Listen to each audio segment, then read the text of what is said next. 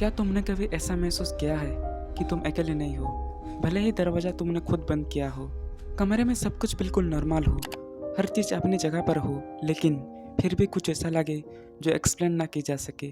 जैसे हवा में कुछ एक्स्ट्रा हो, कुछ ऐसा जो दिखता नहीं लेकिन मौजूद होता है। ऐसा नहीं कि तुम उसे देख नहीं सकते हो या छू नहीं सकते हो, लेकिन तुम्हारा दिमाग तुम्हें बार बार सिग्नल देता है कि कुछ अजीब है, कुछ ऐसा जो यहाँ नहीं होना चाहिए। मुझे ऐसी कहानियाँ पसंद है, वो वाली नहीं जो एकदम डरा के ख़त्म हो जाए, बल्कि वो जो धीरे धीरे दिमाग में घुस जाए, जो ख़त्म होने के बाद भी तुम्हारे साथ रहे, जो तुम्हें हर छोटी आवाज़ पर रुक कर सोचने पर मजबूर कर देगी, क्या तुम सच में अकेले हो या सिर्फ तुम्हें ऐसा लगता है। और सबसे डरावनी बात तो ये होता है कि कई बार जवाब जानने के बाद भी तुम उसे इग्नोर नहीं कर पाते।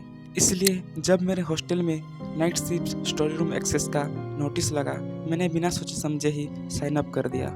ये कोई नॉर्मल स्टडी रूम नहीं था, ये हॉस्टल के पुराने विंग में था, वो हिस्सा जो अब यूज नहीं होता, जहाँ लाइट्स हमेशा थोड़ी डीम रहती है और जहाँ जाने से लोग बिना वजह अवॉइड करते हैं। वहाँ की दीवारों पर पुराने निशान थे, जैसे कुछ हटाया गया हो लेकिन पूरी तरह मिटाया ना गया हो। कहते हैं पहले वहाँ स्टूडेंट्स रहते थे, फिर अचानक से वो पूरा विंग खाली करवा दिया गया, लेकिन असली वजह किसी को नहीं पता। कुछ लोग कहते हैं कि किसी स्टूडेंट्स के साथ कुछ हुआ था, कुछ कहते हैं कि सिर्फ मेंटेनेंस इशू था, लेकिन सच क्या है ये किसी ने कभी कंफर्म नहीं किया और शायद करना भी नहीं चाहता था। इस प्रोग्राम में एक कैच था, रात के 1 बजे से सुबह 4 बजे तक तुम्हें उस स्टडी रूम में अकेले बैठना होगा और जो भी ये पूरा कर लेगा उसे कुछ पैसे और बेनिफिट्स मिलेंगे। ये सुनने में सिंपल लगता है, लेकिन अगर तुम ध्यान से सोचो तो ये थोड़ा अजीब है। कोई भी इंस्टीट्यूशन बिना वजह किसी को पैसा नहीं देता, खासकर सिर्फ रात भर बैठने के लिए। मतलब ये तो उन्हें फर्क ही नहीं पड़ता कि अंदर क्या होगा, या फिर उन्हें पहले से ही पता हो। लेकिन असली चीज़ पैसे नहीं थे, असली चीज़ थे उसके रूल्स। जब मैंने वो रूल्स पढ़े तो मुझे तुरंत समझ आ गया कि ये कोई नॉर्मल रूल्स नहीं है, ये वो टाइप के रूल्स थे जो किसी हॉरर स्टोरी में होते हैं। लेकिन फ़र्क सिर्फ इतना था कि ये किसी कहानी में नहीं बल्कि रियल लाइफ में दिए जा रहे थे, जैसे कोई चीज़ पहले से ही वहाँ मौजूद हो और ये रूल्स तुम्हें उससे बचाने के लिए बनाए गए हो। रूल नंबर 1, तुम अंदर जाने के बाद दरवाज़ा खुद से लॉक हो जाएगा, उसे खोलने की कोशिश मत करना। रूल नंबर 2, अगर तुम्हें लगे कि कोई तुम्हारे पीछे खड़ा है तो पीछे मत देखना। रूल नंबर 3, अगर दीवार पर लगी घड़ी 2:17 पर रुक जाए तो तुरंत आंखें बंद करके 10 तक गिनना। रूल नंबर 4, अगर तुम्हें किसी के कदमों की आवाज़ आए तो अपने जगह से मत उठना। रूल नंबर 5, अगर तुम्हारा फ़ोन अपने आप ऑन हो जाए तो उसे मत छूना। रूल नंबर 6 और सबसे आखिरी, अगर तुम्हें लगे कि तुम कमरे में अकेले नहीं हो तो ये मान लो कि तुम अकेले नहीं हो। ये आखिरी रूल सबसे अजीब था क्योंकि ये वार्निंग नहीं थी, ये एक स्टेटमेंट था। ये सब पढ़कर मुझे डर नहीं लगा बल्कि एक्साइटमेंट और बढ़ गई, क्योंकि मैं पहले से बहुत सारी हॉरर स्टोरी पढ़ चुका था और मुझे पता था कि ये रूल्स कभी इग्नोर नहीं करना चाहिए। लेकिन शायद मैंने एक चीज़ अंडर एस्टिमेट कर दी थी।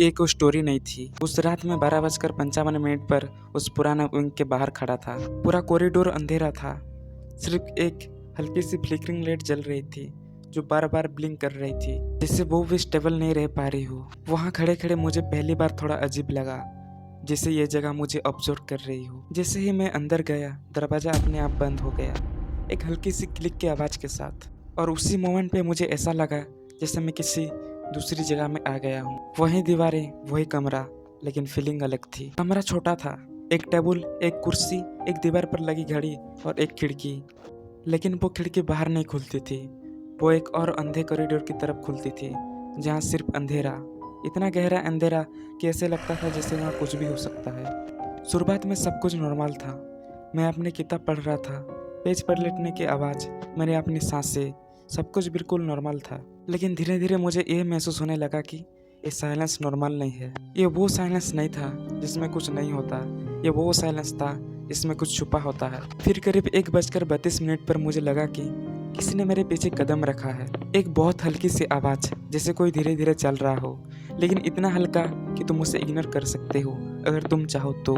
मैं तुरंत फ्रीज हो गया, मेरे दिमाग में रूल्स घूमने लगे। पीछे नहीं देखना है, कुछ भी हो जाए पीछे नहीं देखना है। मैंने अपनी नज़र किताब पर रखी, लेकिन मेरा ध्यान अब कहीं और था। फिर मैंने महसूस किया कि मेरे पीछे कोई खड़ा है, इतना पास कि उसकी सांसें मुझे सुनाई दे रही थी। वो सांसें नॉर्मल नहीं थी, वो ठंडी थी, भारी थी, जैसे वो किसी इंसान की नहीं थी। मेरे हाथ कांपने लगे लेकिन मैं हिला नहीं। मैं जानता था कि अगर मैंने पीछे देखा तो शायद मैं वही गलती कर दूंगा जो हॉरर स्टोरी में लोग करते हैं, और शायद मुझे वही करना नहीं था। फिर समय हुआ 2:17 का और अचानक से दीवार पर लगी घड़ी रुक गई। टिक टिक की आवाज़ एकदम से बंद हो गई और पूरा कमरा अजीब सी खामोशी में डूब गया। ये खामोशी इतनी हैवी थी कि ऐसा लग रहा था कि जैसे आवाज़ खुद वहाँ आने से डर रही हो। मैंने तुरंत आंखें बंद की और गिनना शुरू किया, 1 2 3। लेकिन जैसे जैसे मैंने गिनता रहा मुझे महसूस हुआ कि वो चीज़ मेरे और करीब आ रही है। ये अब सिर्फ फीलिंग नहीं थी, ये एक प्रेजेंस थी। 7 8। अब उसकी सांसें मेरे कान के बिल्कुल पास थी। 9। और तभी एक आवाज़ आई, बहुत धीमी, बहुत पास से। तुमने देखा क्यों नहीं? उस आवाज़ में गुस्सा नहीं था, वो जिज्ञासा थी। 10। मैंने आंखें खोली, घड़ी फिर चल रही थी। सब कुछ नॉर्मल था, जैसे कुछ हुआ ही नहीं हो। लेकिन अब एक चीज़ बदल चुकी थी। अब मुझे पता था कि मैं अकेले नहीं हूँ। मैंने एक राहत की सांस ली, लेकिन तभी मेरे फ़ोन अपने आप ऑन हो गया। मैंने उसे छुआ नहीं, बस देखा।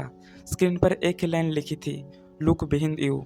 अब ये सिर्फ एक मैसेज नहीं था, ये एक इन्विटेशन था। मेरा दिल तेज धड़कने लगा, लेकिन मैं खुद को रोका। मैं पीछे नहीं देखने वाला था। तभी मुझे महसूस हुआ कि टेबल पर एक शैडो है और वो मेरी नहीं थी। धीरे धीरे मैंने नज़र उठाई और खिड़की की तरफ देखा, और जो मैंने देखा उसने मेरी पूरी रियलिटी बदल दी। रिफ्लेक्शन में मैं नहीं था। पहले मुझे लगा कि शायद एंगल का इशू है, लेकिन नहीं, वो मैं नहीं था। वो कोई और था जो बिल्कुल मेरे जगह खड़ा था, और वो मुझे देख रहा था ऐसे जैसे वो मुझे पहले से जानता हो।